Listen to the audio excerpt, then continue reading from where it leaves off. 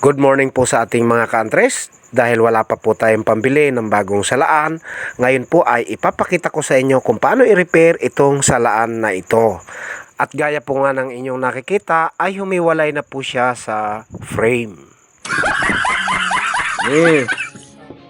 At gamit nga po itong flat screw ito ay bubungkalin na natin siya ng tuluyan para maibalik na natin siya doon sa dati niyang kinalalagyan.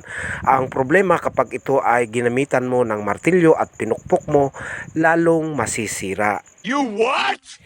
Tama ka, Bugoy. Kaya't ang pinakamagandang panghawak nitong screen na ito ay ang glue gun. Dahil pag malambot pa siya, ay siguradong sisiksik siya sa pinakailalim ng frame. At pagkatapos naman, pag matigas na, ay titiklopin naman natin siya nitong plies. Wow! Para naman ho lahat ng ginawa natin ay walang baku-baku, gagamitan naman natin siya nitong soldering iron.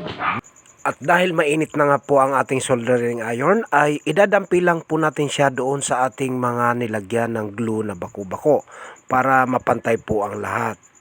At gaya po ng inyong nakikita ay unti-unti na kumikinis ang lahat ng ating mga inilagay na glue. At ito na nga po mga ka-Andres, sa palagay ko ay mas matibay na siya kaysa bibili tayo ng bago. Nice! Thank you for watching!